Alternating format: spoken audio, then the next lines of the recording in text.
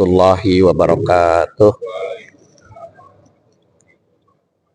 Alhamdulillah wassalatu wassalamu ala rasulillah wa ala alihi wa sahbihi wa mawala. Jamaah rahimakumullah, pada pagi ini kita akan lanjutkan bahasan hadis tentang lebih penting berdoa untuk meraih barokah dibanding dengan doa yang lain. Itu kata kuncinya bagi kedua mempelai. Dan pada pertemuan bulan lalu kita sudah sampai kajian tausiknya, kemudian tarikh dan juga yang lain-lain. Dan sekarang kita ingatkan kembali tausik hadisnya, anna Nabiya sallallahu alaihi wasallam kana idza rabba'al insan idza tazawwaja qala barakallahu laka wa baraka alaik wa jama'a bainakuma fi khair. Itu adalah hadis yang sahih yang diriwayatkan oleh beberapa ulama, yang kita kutip adalah oleh Abu Dawud. Kalau Rasul mendoakan kedua mempelai, jadi bukan doa yang lain. Nah, yang timbul pertanyaan, bagaimana yang di masyarakat? Kan ada samawa, ada semoga mendapat punya anak, segera punya anak dan sebagainya. Nah, kita lihat sambungan yang lalunya, yaitu tanasub atau keterkaitan hadis ini dengan hadis lain. Rasulullah Shallallahu Alaihi Wasallam mohon barokah itu ternyata sejak tempat tinggal mohon barokah itu, kota yang ditempati hingga hasilnya yang bisa dikonsumsi. Jadi doa untuk barokah itu cukup banyak yang disampaikan oleh Rasulullah SAW. Antara lain diriwayatkan oleh Abu Hurairah yang wafat tahun 57 Hijriah, anna Rasulullah sallallahu alaihi wasallam kana yu'ta bi awwalis samari fayaqulu Allahumma barik lana fi madinatina. Kata Abu Hurairah, Rasul sallallahu alaihi wasallam apabila diberi buah-buahan pertama kali ketika panen, maka beliau berdoa, Allahumma barik lana fi madinatina wa fi samarina. Ya Allah, berkahilah untuk kami kota ini, Madinah. Jadi Madinah itu bisa bermakna Madinah Al-Munawwarah, bisa juga umum kota. Wa fi samarina, dan buah. Jadi kalau panen itu Allahumma barik, berkahi Madinah, kota, dan buah yang diambil atau yang dipanen. Wafi muddatina, dan mudnya, wafi so'ina, itu ukuran, barokatan ma'a barokah, barokah beserta barokah. Summa yu'ti asghar, kemudian memberikan buah itu kepada anak yang lebih kecil, mayahdurhu minal wildan. Jadi ketika panen diberikan kepada anak yang lebih kecil. Ya, dalam hadis ini tergambar bagaimana Rasul memberikan teladan bagi umat untuk meraih keberkahan dalam rumah tangga. Beliau ketika mendapatkan hasil panen buah-buahan berdoa kepada Allah agar mencurahkan keberkahan untuk kota yang ditempati, buah-buahan yang dipanen, serta membagikannya terlebih dahulu kepada anak-anak yang membutuhkan. Jadi jelas keberkahan itu bukan hanya diminta, tapi juga diprogramkan, yaitu diberikan pada anak, termasuk juga bagi kota tempat tinggal serta penduduknya, memberi barokah dalam konsumsi. Kemudian juga jika Rasul memakannya, bersyukur, memuji Allah. Ini keterkaitannya kenapa kepada mempelai itu harus didoakan mendapat barokah, karena mulai dari makan, tempat tinggal, kemudian kesempatan-kesempatan lain.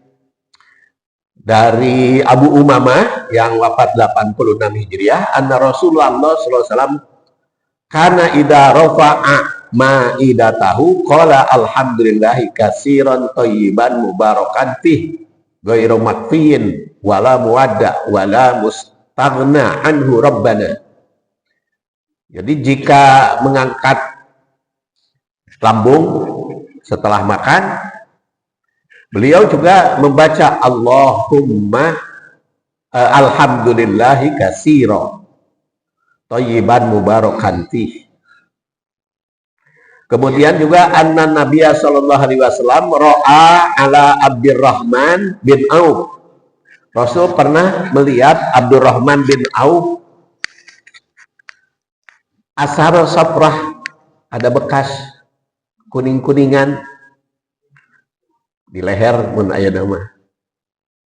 Qala ma hada, ada apa nih Abdurrahman? Kok di lehermu ada kuning? Qala ini tajawwajtu imro'ah. Aku baru saja menikah, jadi mun geus menikah aya kuning. Naon? Jika nama istrina rada rada banget gitu, sehingga ada tandanya di kuning, ada naon tadi di leher ada kuning. Maka dia menjawab tazawwajtu imro'ah ala wajli nawat min dahab. Aku menikah seorang wanita dengan mas kawin beberapa ukuran atau beberapa timbangan dari emas. Maka Rasul berdoa, barakallahu laka aulim walau bisyatin.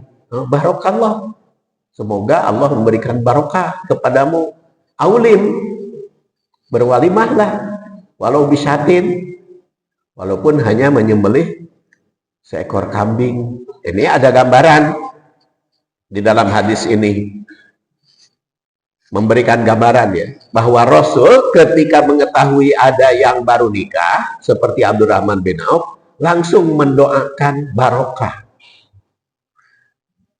dan langsung memerintah walimah walau bisyatin, walaupun hanya menyembelih dengan seekor kambing. Itu ada gambaran, pertama doa barokah, kedua walimah, ketiga walimah itu dengan menyembelih seekor kambing. Apa artinya menyembelih seekor kambing?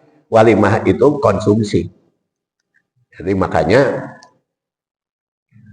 yang harus diutamakan walimah itu adalah konsumsinya.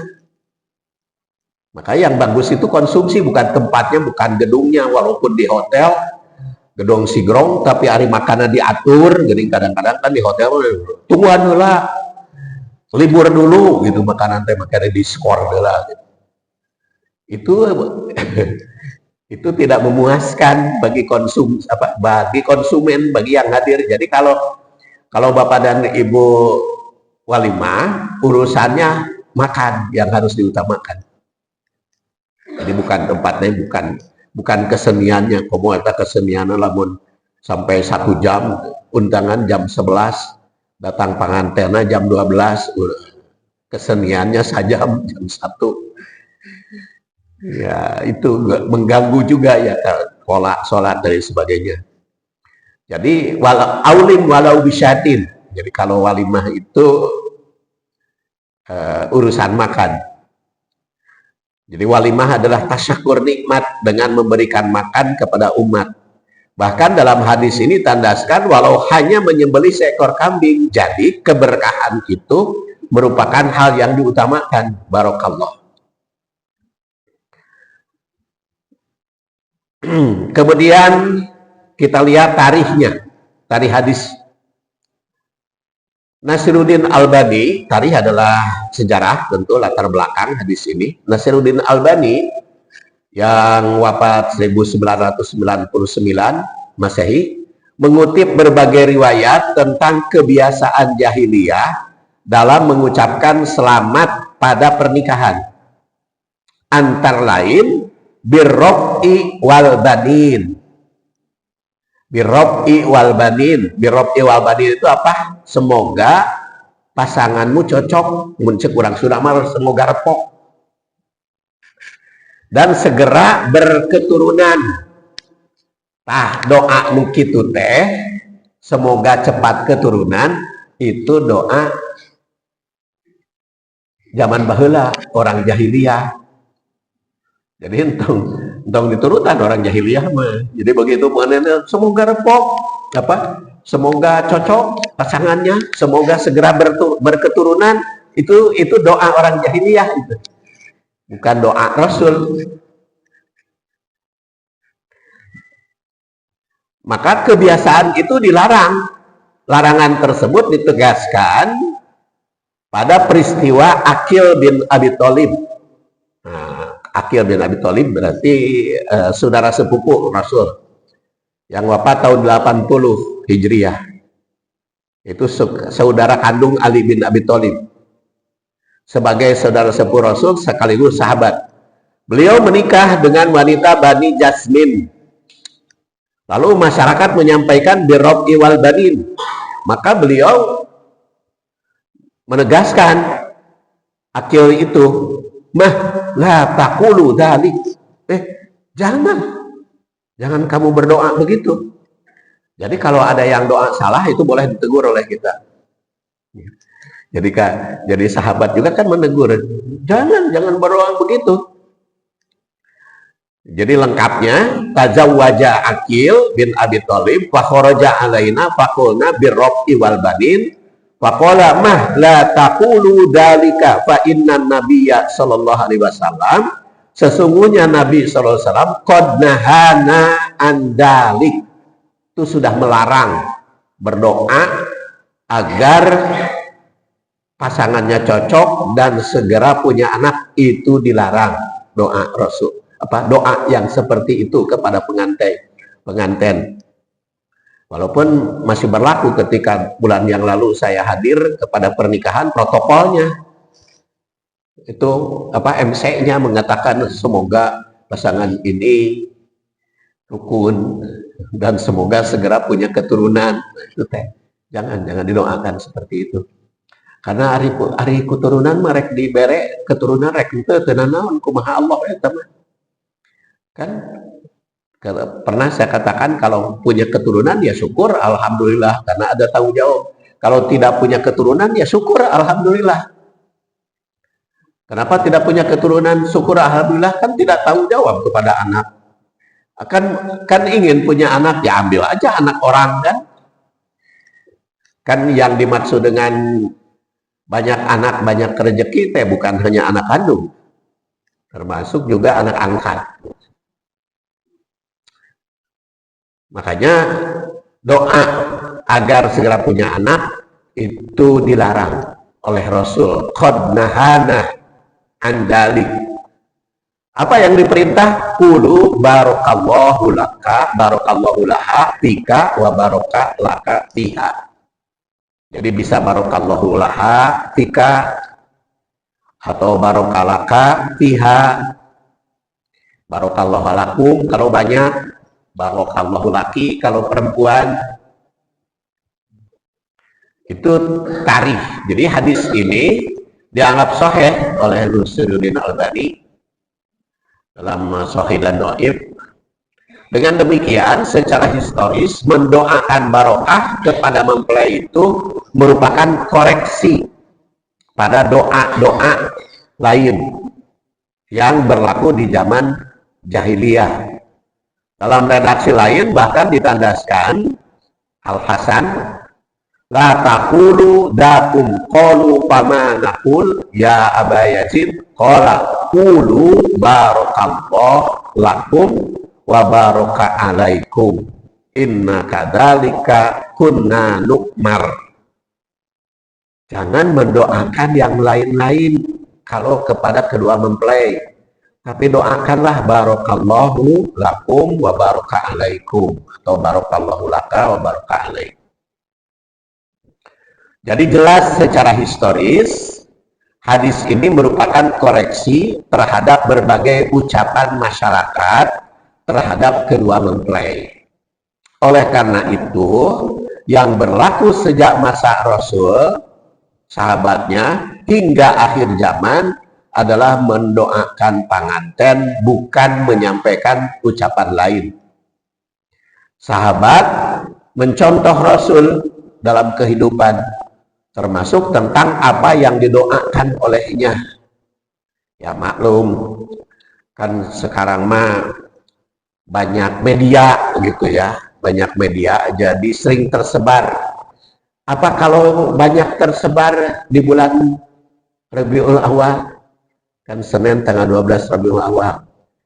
Antara lain banyak yang tersebar di grup WA adalah cerita Usama kepada Rasul. Sering itu membaca.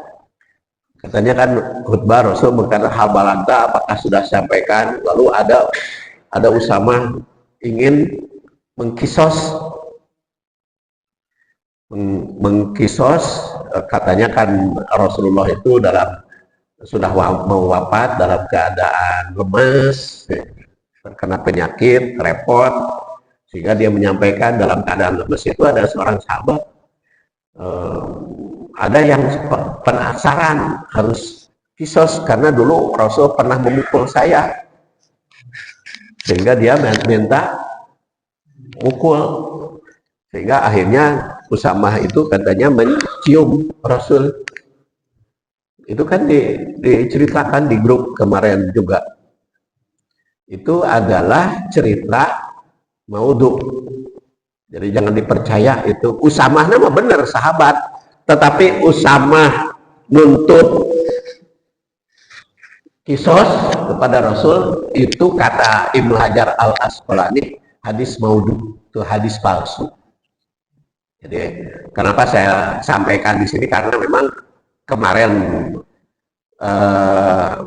langsung menerima kiriman di grup cerita itu, katanya Bapak awalnya kan dalam rangka menyambut Rabiul Awal, Maulid Nabi, kita harus ingat peristiwa tragis kepada Rasul yang hendak wafat, karena kebetulan wafatnya juga 12 Rabiul Awal ya, sama dengan lahirnya, lahir 2012 Rabiul Awal itu sama dengan saya, lahir 12 Rabiul Awal hari Senin 1374. Kalau Rasul kan 53 sebelum hijrah, kalau saya 1374 setelah hijrah.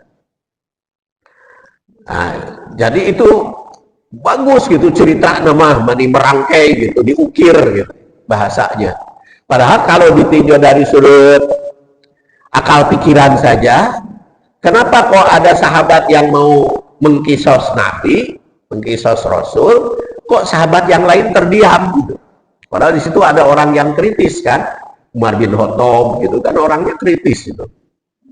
Terus ada Abu Bakar Siddiq, Ali bin Abi Thalib, terdiam. Rasul rek dipukul deh, masa hal yang demikian. Dan juga kisah itu kan harus melalui proses pengadilan, nggak mungkin Rasul langsung narima sok atuh kisos, nggak ada. Jadi itu cerita palsu, sama dengan cerita Rasulullah SAW menyantuni Yahudi buta di sudut Madinah, menyantuni ngahuapan tiap pagi, cenah Rasul ngahuapan Yahudi buta, itu sama palsunya cerita-cerita seperti itu. Makanya kita lihat kalau hadis itu ada kaitan dengan hadis-hadis yang lain, tanasub, dan termasuk doa ya kita pilih yang dicontohkan oleh Rasul.